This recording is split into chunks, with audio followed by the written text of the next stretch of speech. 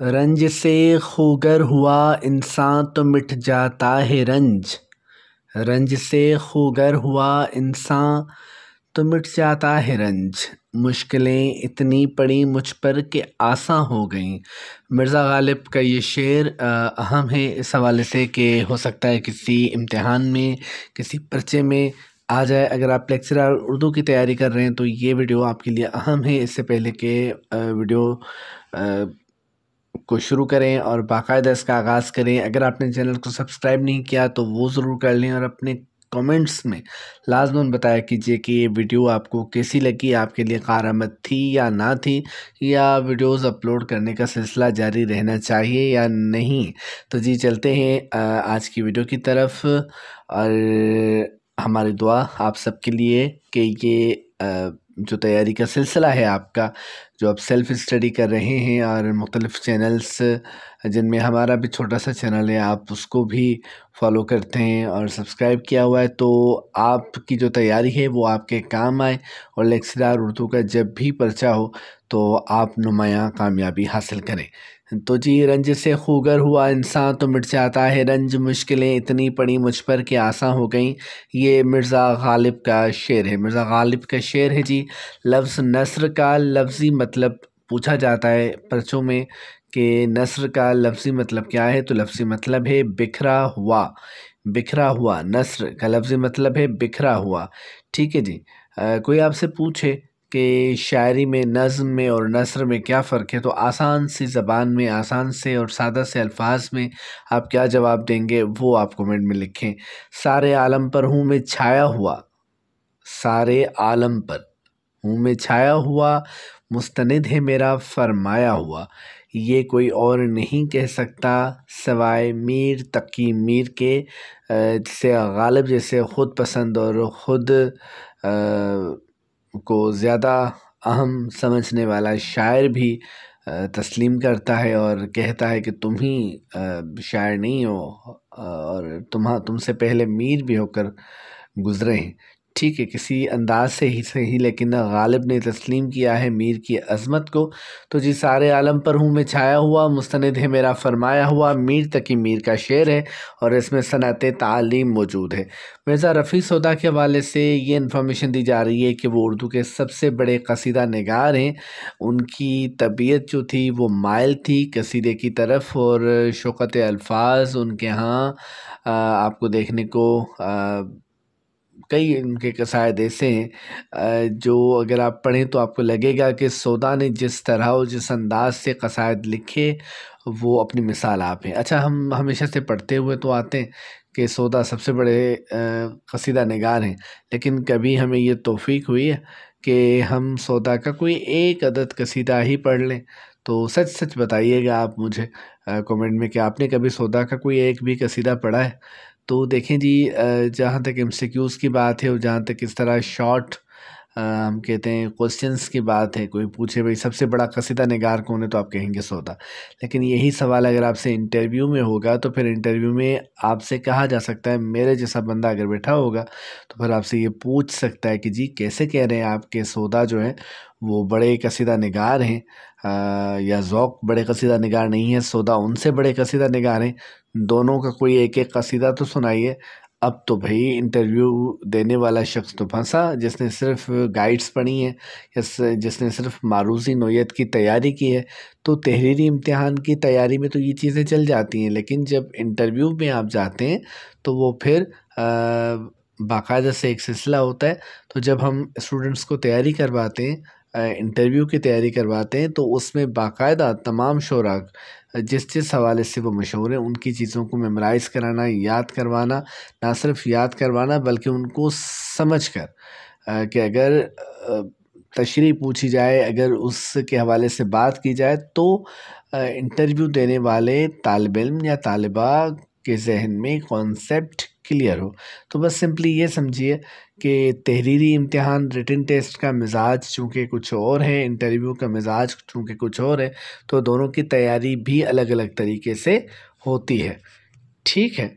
अल्लामा इकबाल ने गज़ल लिखने से शायरी का आगाज़ किया। गज़ल के हवाले से उन्होंने मिर्ज़ा दाग दहलवी से इस्लाह ली। मिर्ज़ा दाग दहलवी कहाँ रहते थे, इकबाल कहाँ रहते थे, ये बताइए। दाग दहलवी का असल नाम क्या था, उनका कोई अच्छा सा शेर सुनाइए। अगर न आग लगा दूं तो दाग नाम नहीं। इस शेर को मुकम्मल कीजिए कमेंट में, और लगे हाथ तो बता दीजिए इकबाल कब पैदा हुए थे, कब उनका इंतकाल हुआ, कहाँ पैदा हुए, कहाँ इंतकाल हुआ, दाग कहाँ पैदा हुए, दाग का इंतकाल कहाँ हुआ।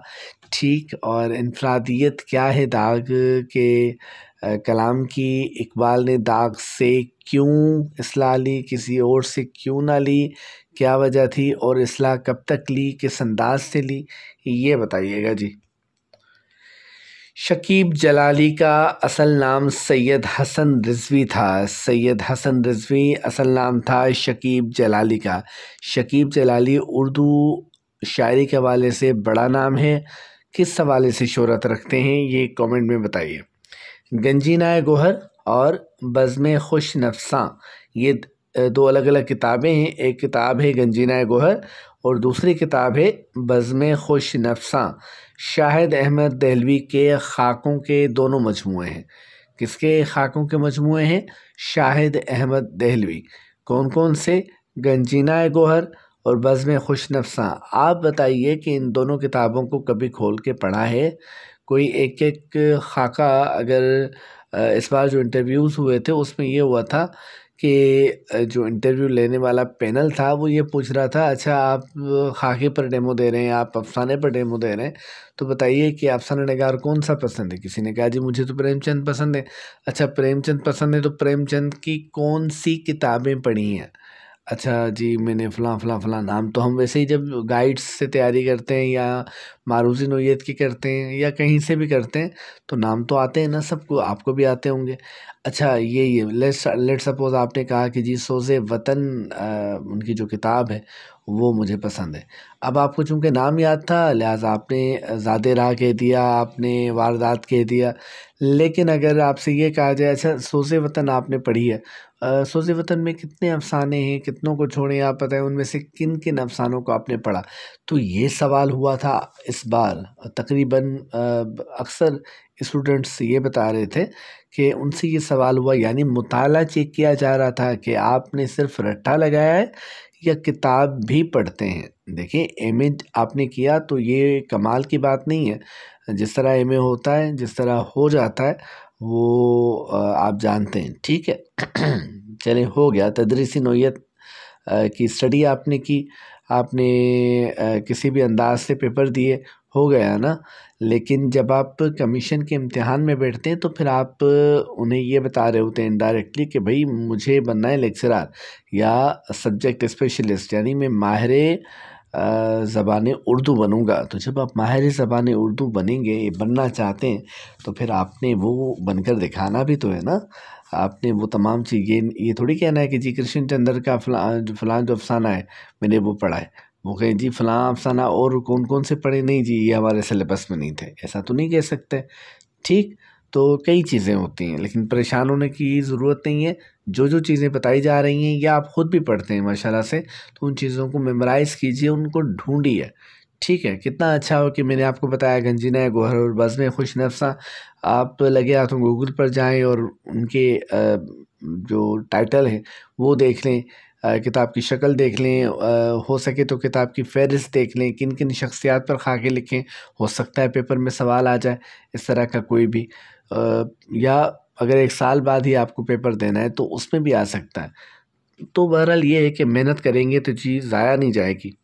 अच्छा, शकुंतला कालिदास का ड्रामा है, बताइए कालिदास ने ये ड्रामा किस ज़बान में लिखा? एक स्टेटमेंट है, ऐसा शागिर्द उस्ताद को मुहक्किक और मुहक्किक को मुहक्किक तर बना देता है। कैसा शागिर्द जी? अल्लामा इकबाल जैसा शागिर्द। ये किसने कहा? उनके प्रोफेसर थे, उनके उस्ताद थे जो उन्हें लाहौर में पढ़ाते थे, प्रोफेसर आर्नल्ड ने इकबाल के लिए ये राय दी। और मैं अक्सर अपने स्टूडेंट्स से कहता हूँ कि जी आपने मुझ पर बड़ा जुल्म किया है फ़िज़िकल क्लासेस के हवाले से। जब कॉलेज पढ़ाना होता है तो ये वो उम्र होती है ना कि जब बच्चे शरारती होते हैं और पढ़ने में दिलचस्पी बहुत ज़्यादा। और आजकल तो खैर माहौल ही ये है कि हमें या तो डॉक्टर बनना है या तो हमें इंजीनियर बनना है। तो जो उर्दू और इस तरह के जो आर्ट सब्जेक्ट्स हैं वहाँ पर दिलचस्पी कम दिखाते हैं तालिब इल्म, ठीक, क्योंकि वो कहते हैं कि हमें सब कुछ बनना है, उस्ताद तो नहीं बनना। और जब दुनिया में कुछ नहीं बन पाती तो फिर यहाँ पर ट्राई करते हैं और खैर से किसी का सिलसिला बन जाता है और किसी का नहीं बनता।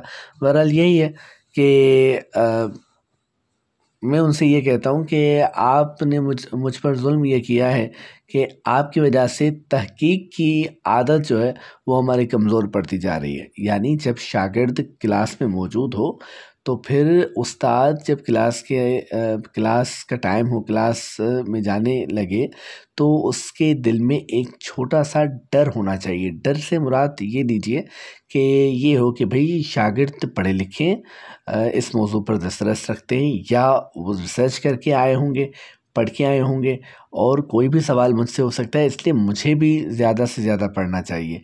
तो दोनों तरफ हो आग बराबर लगी हुई अगर, तो फिर तो आपको पता है कि पढ़ने का सिलसिला क्या बनेगा।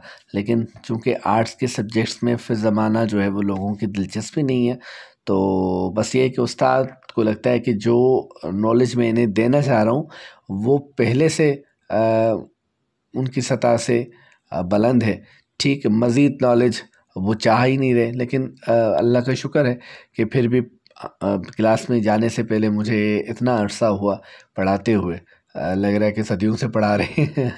लेकिन ये है कि आज भी जब भी क्लास में जाना होता है तो उससे पहले उसी जो सालों से जो चीज़ पढ़ा रहे हैं, जो सिलेबस पढ़ा रहे हैं, उसको फिर से देखता हूँ, फिर से पढ़ता हूँ और नई नई चीज़ें ढूंढने की कोशिश करता हूँ ताकि हर बार तालिब इल्मों को नई चीज़ें बताई जाएँ।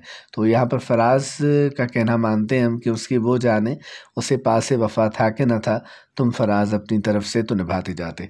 तो जी आर्नल्ड ने इकबाल के लिए कहा कि ऐसा शागिर्द जो है वो उस्ताद को महक़क़, वही जो मैंने आपको बताया कि उस्ताद तलाश करता है कि जी इकबाल जैसा शागिर्द पूछता था ना आर्नल्ड से, तो अगर उस्ताद महक़क़ पहले से है तो फिर वो महक़क़ तर बन जाएगा, ठीक है, यानी जैसे वो सुपरलेटिव डिग्री होती है। अनीस इब्तदा में तखल्लुस इस्तेमाल करते थे, ठीक है जी। तुम मेरे पास होते हो गोया जब कोई दूसरा नहीं होता। ये शेर मोमिन का है और इस शेर के बारे में कहा जाता है कि गालिब ने कहा था कि अगर मोमिन मुझे अपना ये शेर दे दे तो मैं उसे अपना पूरा दीवान देने के लिए तैयार हूँ। हो सकता है गालिब ने ऐसा कहा भी हो और ये भी हो सकता है कि ये बात उड़ा दी गई हो, लेकिन बहरहाल ये है कि इस शेर में वो ख़ासियत मौजूद है जो बेख्तियार दाद समेट सकती है। रिवायत इकबाल किताब है जी मोहम्मद अब्दुल्ला चगताई की, ठीक है जी, याद कर लीजिए। रोज़गार फ़कीर भी इकबाल के मुतल्लिक़ एक किताब है जिसे लिखा है फ़कीर सैयद वहीदुद्दीन ने। फ़कीर सैयद वहीदुद्दीन की किताब है रोज़गार फ़कीर। और एक और किताब भी है ज़िक्र इकबाल। ज़िक्र इकबाल किताब है अब्दुल मजीद सालिक की। अच्छा, इकबाल के हुज़ूर सैयद नज़ीर नियाज़ी की मुरत्तब करदा किताब है। इकबाल के हुज़ूर किसने मुरत्तब की? सैयद नज़ीर नियाज़ी ने। इकबाल यूरोप में डॉक्टर सईद अख्तर दुरानी की किताब है। किसकी किताब है? डॉक्टर सईद अख्तर दुरानी की किताब का नाम क्या है? इकबाल यूरोप में। अल्लामा इकबाल शख्सियत और फ़िक्र फ़न, ये किताब लिखी है डॉक्टर सैयद अब्दुल्ला ने। डॉक्टर सैयद अब्दुल्ला की किताबों के हवाले से बताइए, और हाल ही में उनका इंतकाल हुआ है, अल्लाह ताला उन्हें जन्नत में आला मकाम अता फ़रमाए, आमीन। तो ये है कि वो बड़े पढ़े लिखे आदमी थे और असनाफ़ अदब किताब उनकी हमेशा से मेरी फ़ेवरेट रही है। और कई और चीज़ें भी हैं, इकबाल के हवाले से उन्होंने बड़ा काम किया। तो एक अल्लामा इकबाल की शख्सियत और फ़िक्र फ़न के हवाले से ये किताब अल्लामा इकबाल शख्सियत और फ़िक्र फ़न डॉक्टर सैयद अब्दुल्ला की तसनीफ़ है। क्लासिकी अदब क्लासिकी अदब का तहकीकी मुतालिआ, ये किताब है जी डॉक्टर वहीद कुरैशी की। डॉक्टर वहीद कुरैशी की और कौन सी किताब है? ग़ालिबन शिबली के हवाले से मशहूर किताब है उनकी, बताएं, नाम बताएं जी। इकबाल एक मुताला, डॉक्टर ग़ुलाम हुसैन ज़ुल्फ़िकार की आज की जो किताबें हैं वो इकबाल के हवाले से हैं। इकबाल बड़ी शख्सियत है। इकबाल के जो शेर आपको पसंद हैं, जो शेर आपको याद हैं, आप कमेंट में लिखिए। और इकबाल के बारे में जो भी आपको इन्फॉर्मेशन है, जो भी जानते हैं, और उसमें से चंद चीज़ें शेयर कीजिए। हो सकता है आपकी वजह से वो चीज़ें जो किसी की पढ़ी हुई ना हो वो पढ़ लें, और फिर आपकी नॉलेज में, आपकी मालूमात में, आपके ज़हनी सलाहियत में बरकत हो। तो इस नीयत से चीज़ों को शेयर किया जा सकता है। हाल ही की मुसद्दसे हाली कब शाया हुई जी? 1879 को शाया हुई। 1879 को शाया हुई मुसद्दसे हाली। ठीक है जी, तो आज की वीडियो का इख्तिताम यहीं करते हैं। अगर आपने चैनल को सब्सक्राइब नहीं किया तो सब्सक्राइब कीजिए। अच्छा, डिस्क्रिप्शन में एक व्हाट्सएप चैनल का लिंक दिया जा रहा है, उस चैनल को आप फॉलो कीजिए। वो हमारे इस यूट्यूब चैनल का ऑफिशियल व्हाट्सएप चैनल है, जिस पर आपको इन वीडियोस के हवाले से भी मुख्तलिफ इन्फॉर्मेशन मिलेगी, और आमतौर पर भी अहम सवालात शेयर किए जाते हैं। उर्दू अदब के हवाले से बेहतरीन मालूमात भेजी जाती है। तो अगर आप व्हाट्सएप पर जुड़ना चाहते हैं इस चैनल के ऑफिशियल व्हाट्सएप चैनल के साथ, तो लिंक कमेंट में डिस्क्रिप्शन में मौजूद है, वहाँ से कॉपी कीजिए, अपने व्हाट्सएप पर किसी को भेजिए या अब ख़ुद को भेजिए, और वहाँ उसे क्लिक कीजिए तो आप चैनल को फॉलो कर लेंगे। और चैनल की ख़ुसूसियत ये होती है कि आप का जो फ़ोन नंबर है, आपका जो व्हाट्सएप नंबर है, वो कोई और मेंबर नहीं देख सकता। उसमें ये प्राइवेसी होती है, यानी आप सिक्योर होते हैं। अगर आप अपना नंबर शेयर नहीं करना चाहते किसी के साथ, तो भी चैनल आपको ये सपोर्ट फराहम करता है। तो चैनल से इस हवाले से बेहतरीन है। शाद रहिए, आबाद रहिए, हमेशा पढ़ते रहिए। कामयाबी इंशाल्लाह इंशाल्लाह इंशाल्लाह आपको ज़रूर मिलेगी। अल्लाह हाफ़िज़।